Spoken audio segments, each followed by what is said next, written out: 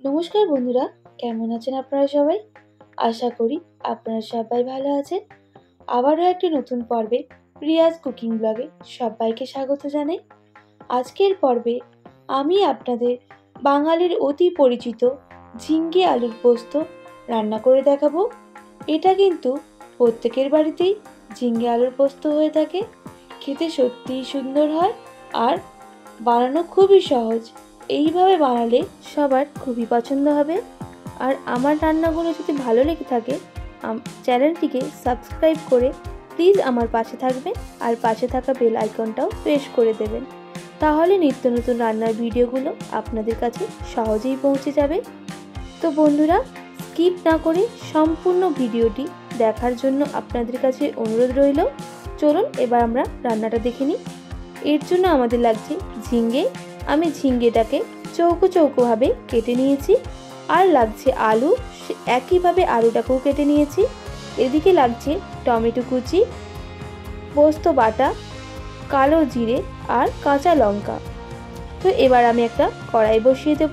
কড়াইটা গরম হয়ে গেলে আমি এর মধ্যে 2 টেবিল চামচের মতো সরষের তেল দিয়ে দেব। এবার তেলটা গরম হয়ে গেলে আমি কড়ার মধ্যে চাড়িয়ে দেব।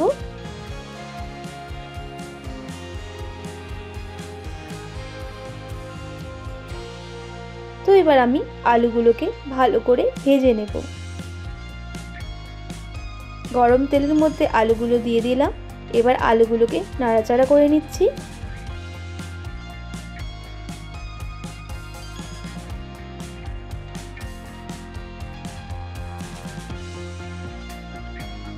এরপর এর মধ্যে দিয়ে দেব হাফ টেবিল চামচের মতো লবণ আর দিয়ে দেব অল্প হলুদের গুঁড়ো। আবারও ভালো করে নাড়াচাড়া করে নেব আর আলুটিকে ভালো করে ভেজে নেব। আমি এখানে 50% মতো কুক করে নেব আলুগুলো।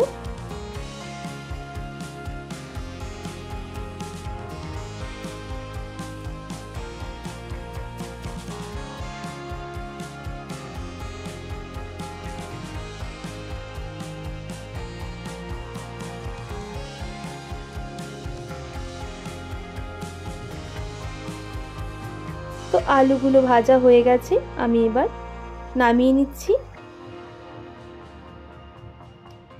এরপর আমি ওই তেলের মধ্যে দিয়ে দেব কালো জিরে আর দিয়ে দেব কুচিয়ে রাখা টমেটো আর দিয়ে দিচ্ছি 2টো কাঁচা লঙ্কা।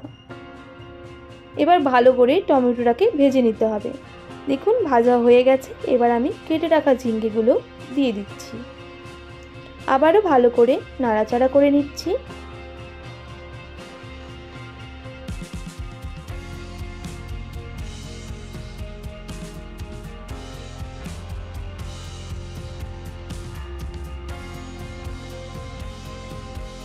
এরপর আমি এর মধ্যে দিয়ে দেব হাফ টেবিল চামচের মতো লবণ। এরপর দেখব ঝিঙ্গে থেকে জল ছাড়তে শুরু করে দিয়েছে কিছুক্ষণের মধ্যে। দেখুন এখানে আর আমি এক্সট্রা কোনো জল ইউজ করছি না, এই জলের মধ্যেই রান্না হবে। দেখুন টমেটোগুলো গলে গেছে। এরপর আমি ভালো করে নাড়াচাড়া করার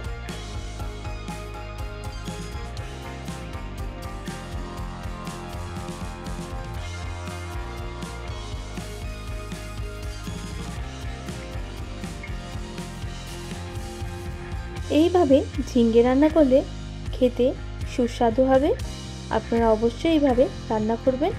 দেখুন একদমই ঝিঙ্গেটাও সেদ্ধ হয়ে গেছে। এর মধ্যে আমি আলুটা দিয়ে দিচ্ছি। যেহেতু আমি 50%-এর মতো কুক করে নিয়েছিলাম, আরও 50% এর মধ্যেই রান্না হবে, তার জন্য আমি আলুটা আগে থেকেই দিয়ে দিচ্ছি।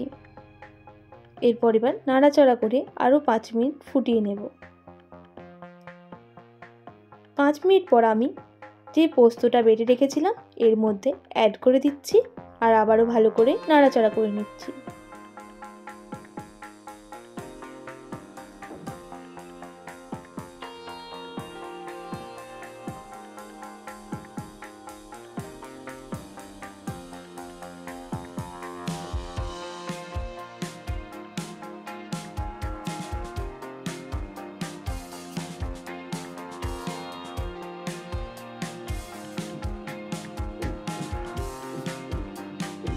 দেখুন আলুটা সেদ্ধ হয়েছে কিনা তো হয়ে গেছে। আমি আরও কিছুক্ষণ ফুটিয়ে নামিয়ে নেব। এরপর এখানে আমি হাফ টেবিল চামচের মতো কাঁচা সর্ষের তেল দিয়ে দেব, তাতে টেস্টটা আরও দ্বিগুণ হয়ে যাবে। তার জন্য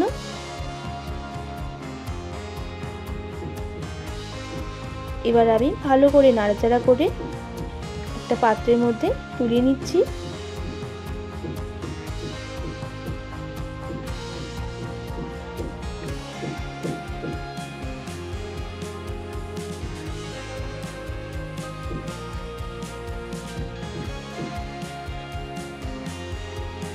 তো বন্ধুরা, আমাদের এখানে ঝিঙে আলু পোস্ত একদম রেডি। আপনারা এইভাবে অবশ্যই বাড়িতে ট্রাই করবেন, আর কেমন লাগলো আমাকে অবশ্যই কমেন্ট করে জানাবেন। যদি ভালো লেগে থাকে আমাকে প্লিজ সাবস্ক্রাইব করে আমার পাশে থাকবেন আর বেল আইকনটা প্রেস করে দেবেন, তাহলে নিত্য নতুন রান্নার ভিডিওগুলো আপনাদের কাছে পৌঁছবে। তো বন্ধুরা, এখন ভালো থাকবেন, সুস্থ থাকবেন, এখনের জন্য এতটাই। আবারও পরে কোনো পর্বে আপনাদের সাথে দেখা হচ্ছে। এখনের জন্য টাটা। আর এতক্ষণ আমার ভিডিও আমার সঙ্গে দেখার জন্য অনেক অনেক ধন্যবাদ আপনাদের সবাইকে।